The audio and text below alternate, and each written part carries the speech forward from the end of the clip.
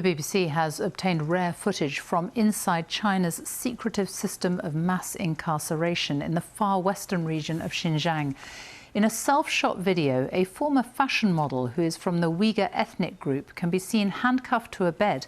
His relatives say he was taken away for what China has called re-education and that nothing has been heard from him since.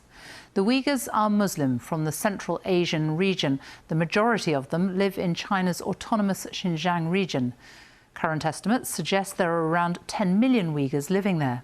But up to 1 million Uighurs have been detained in secure educational training centres, and there's growing evidence of human rights violations inside these camps, including forced labour and torture. Neither the Chinese Foreign Ministry nor Xinjiang authorities have responded to the BBC's requests for comment. John Sudworth has this report. A few years ago, Merdan Gappa was a long way from his home in Xinjiang, making good money as a fashion model in southern China. But this is him in February. His camera reveals his filthy clothes and his left arm handcuffed to a bed. He's now clearly back in Xinjiang. Beyond the steel mesh on the window, a propaganda announcement drones away in the Uighur language. Despite the risks that it may bring him further punishment, relatives, including his uncle who lives in Amsterdam, say they've no choice but to release the video he sent them. Staying silent won't help him either. The only thing I can do is to raise public awareness. It's our only chance to rescue him. The young model had already served 16 months in jail, having been convicted of a drugs offence in 2018, although his family say he was innocent. Upon completing his sentence, whatever relief he may have felt was short-lived. Soon afterwards, the police picked him up again and took him back to Xinjiang for, they said, a few days' education. We've asked Chinese government officials here whether he was suspected of any further offence, and even if he was, why he was handcuffed to a bed.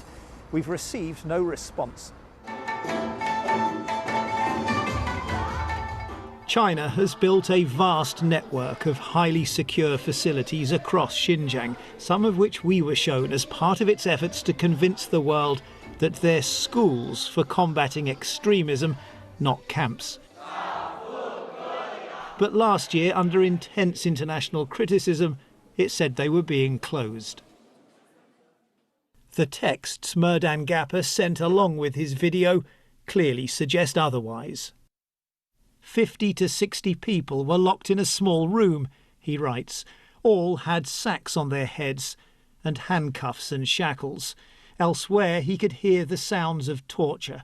One time I heard a man screaming from morning to evening, he writes.